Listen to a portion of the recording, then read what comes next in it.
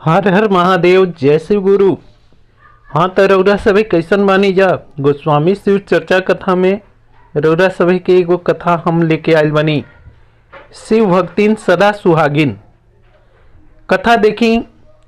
कथा एगो माई के एजा क्रूरता के बा।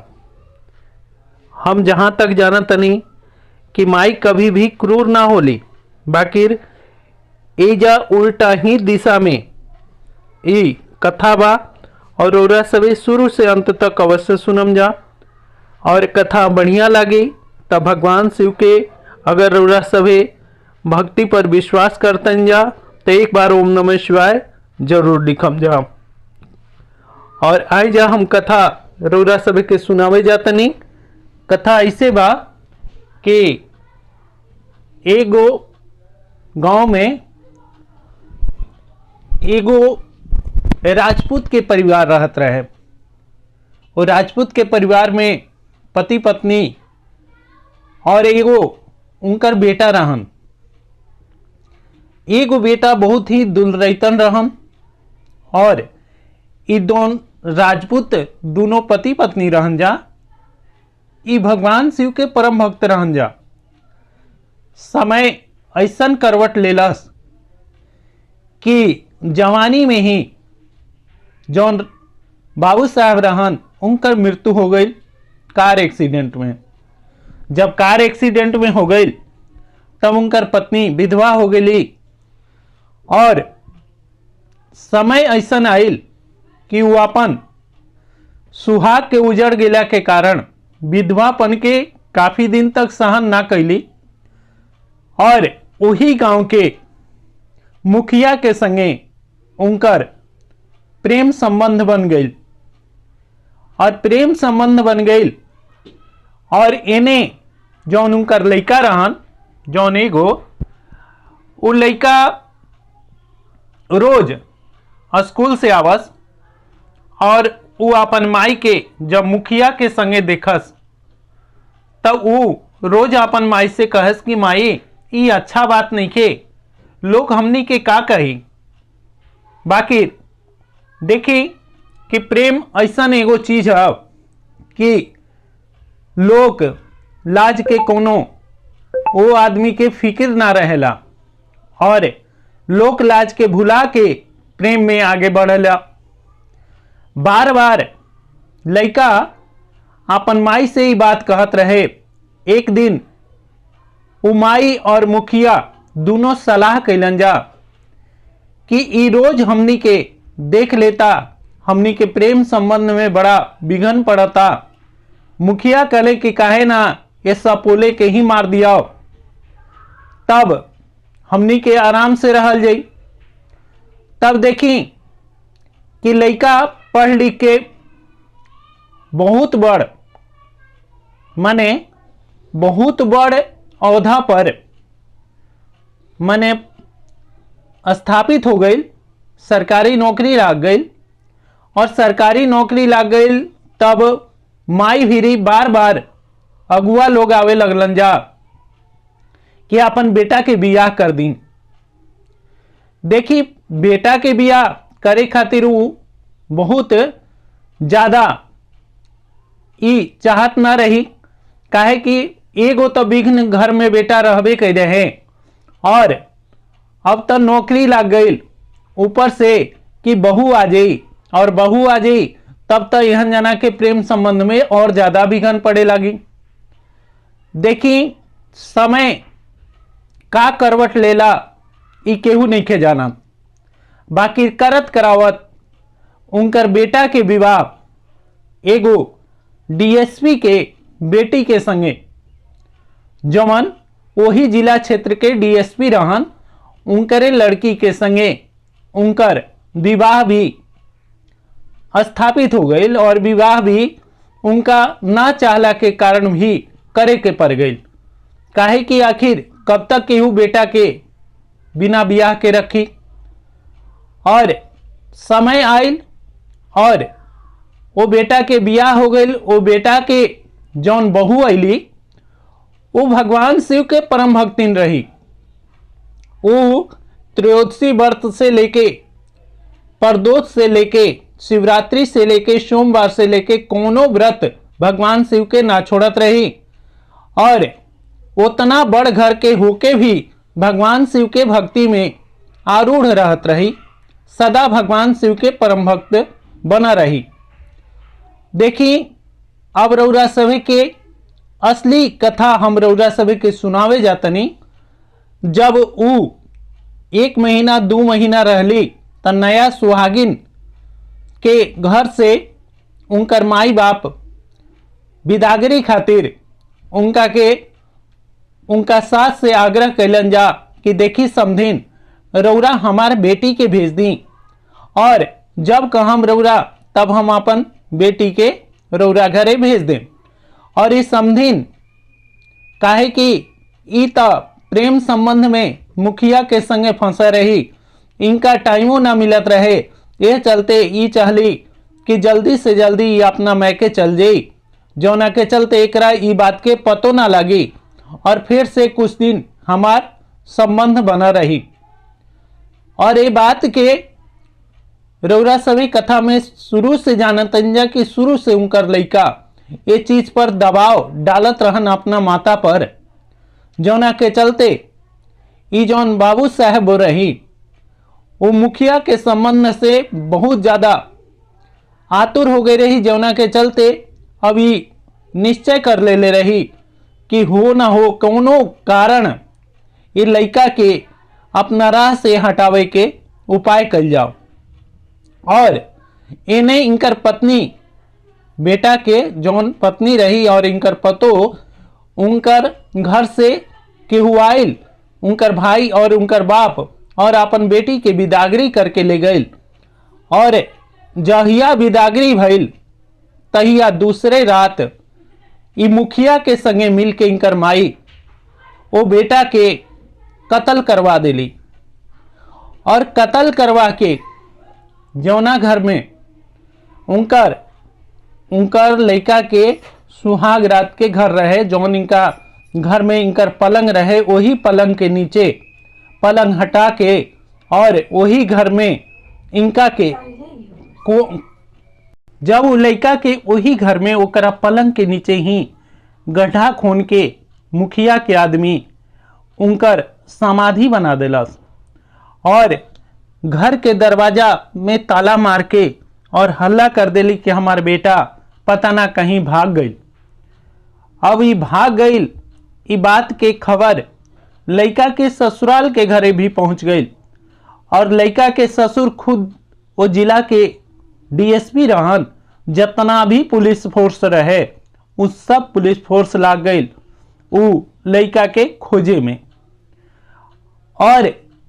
और देखी शिव के लीला अपरंपार होला, शिव कौना कौना विधि से लीला करे ने ई रउरा सभी अनुमान ना कर सकतन जा। देखी अभी 2 दिन भई रहे और जहिया इनका के मरले रहन जा तहिए वही रात उस शिव भक्तिन उनकर पत्नी के भगवान शिव उनका स्वप्न में आके बता देने की तहार पति के मार के और वही घर में जौना घर में तहार सुहाग रात रहे वही घर में पलंग के नीचे उनकर माई काट के दफन कर देली।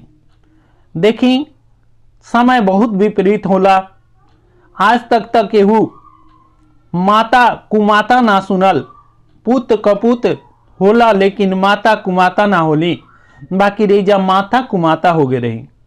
ये बात से रउरा सभी के अवगत करा देनी। और देखी अब ओइजा ले वो अपन बाप से कली कि अरे पिताजी रउरा कहाँ खोजे जातनी, राउर जौन दामाद बने उनकर मतारी उनका के मरवा के और हमरा घर में ही दफन करवा देले बड़ी।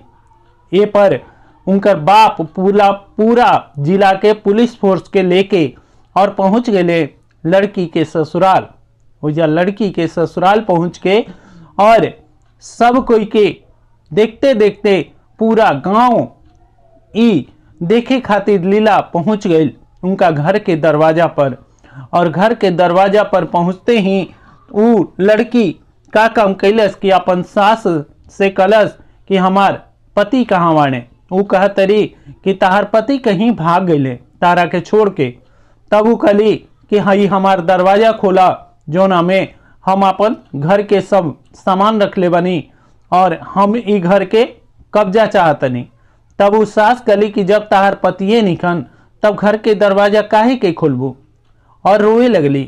तब ई बात के जान गई और जाके अपन पिता से कह के ओकर ताला तुरवा के, और जब ओइजा पलंग के हटा के और जब ओइजा देखली जा तो ओइजा ताजा ताजा मिट्टी रहे जौन पूरा घर में फर्श रहे, और ओइजे उतना दूर के मिट्टी अभी ताजा रहे, फर्श के तूर के और गड्ढा खोदल रहे।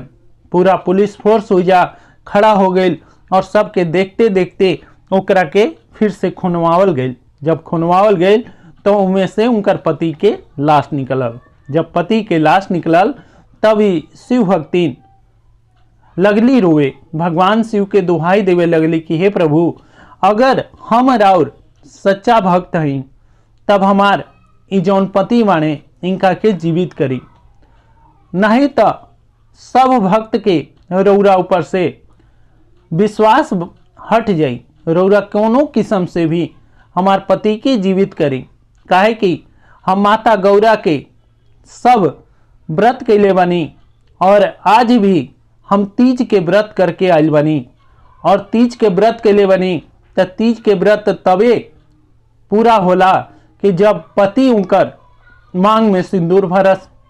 रौरा ऐसन कोनो उपाय करी प्रभु, नहीं तो हम भी जान दे देम और हम कभी भी विधवा रह के नहीं रहल चाहत, हम सदा सुहागिन रहल चाहतनी। और ये जब रोवे लगली तब ये बात के कैलाश पर नंदी भगवान, जौन नंदी भगवान ही भगवान के असली वाहक हमें और असली संदेह वाहक भी हमें।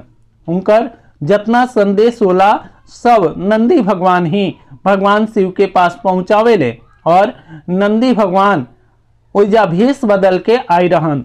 जब भेष बदल के आई रहन जाके नंदी भगवान कहले कि हे प्रभु, राउर भक्तिन रो रो के बुरा हाल कर लेली, उनकर पति के रौरा जीवित कर दी, नहीं तो हो सकता कि ई रौरा पर कलंक लाग जाए कि रौरा अपन भक्त के साथ कभी ना दीना। भगवान कहले कि कभी ना हो सकता, हम अपन भक्त के खातिर हम दुनिया बदल देम, हम उनकर किस्मत तक किस्मत हम इस संसार के प्रलय काल में भेज देम। नंदी भगवान कहले प्रलय काल में नहीं के भेजे के, सिर्फ वो पुत्र के जीवित कर दी।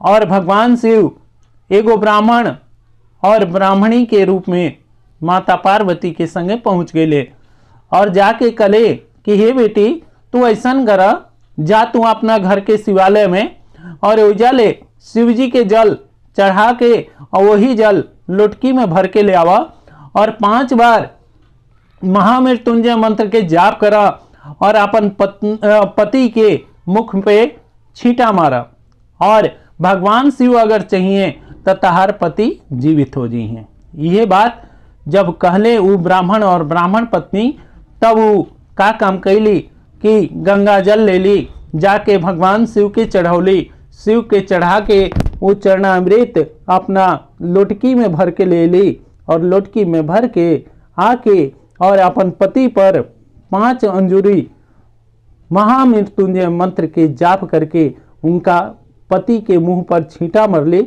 और पति ऐसे जीवित हो उठले जैसे कि वो कभी मरले ना रहन, सूत के उठल होकस। जब सूत के उठल होकस ऐसे जीवित होइले, कले कि अरे तोहन जानी कब आगे लुजा, हम भला नीचे सूत के का करतनी। और सब केहू के आंख के आंसू ऐसे ही बहत रह गए, और देखते देखते उनकर ससुर उनका सास के हथकड़ी लगा दिलन और कहले कि चला अब तारा के तनी जेल के रोटी भी खिला दी। और ए पर उनकर बेटा कहले कि ए बाबूजी, रौरा हमार माई के कहाँ ले जातनी। तब उनकर माई खुद रो रो के पश्चाताप के आंसू बहा के कहे लगली कि हे बेटा, हम तारा के मरवावे वाला हैं और हमरे कारण तू मृत्यु के भी प्राप्त हो गई रहा, बाकी तू बच के करा से गईला सिर्फ अपन पत्नी के सुहाग के चलते। तू अपन भक्ति, तहार पत्नी बहुत बड़ भक्तिन बाड़ी, जौना के चलते उ तहरा के फिर से जीवित कर लेली। और धन्य बाड़ी ई सती सावित्री। एगो तो सतयुग में सती सावित्री ही रही कि दूसर का सती सावित्री हमरा घरे हमार पतोह के रूप में आ गई बड़ी। और धन्य बा, और हम इनकर दर्शन करके धन्य हो गई। हमरा जेल गईला से कोनो फर्क नहीं खे, काहे कि जब पाप के लिए बनी तब पाप के भुगतान तो हमरा करही के पड़ी। ये तरह ई कथा पूरा होता। और रउरा सभे आज देखनी कि माता कुमाता होके कैसे अपन पुत्र के बलि दे देली, और एगो सुहागिन कैसे भगवान शिव के भक्ति करके अपन सुहाग के फिर से लौटा लेली। ई कलयुग में भी ई संभव हुआ। जे भगवान शिव के भक्ति करी, जे भगवान शिव गुरु के चर्चा करी, जे भगवान शिव गुरु के मान करी, आदर करी, जप करी, तप करी, सब कुछ करी, तब भगवान शिव ओकर हरेक मनोकामना के पूर्ण करी। हर हर महादेव। जय शिव गुरु, जय गणपति भगवान। कथा के रौरा सवे सुनम जा, अवश्य सुनम जा।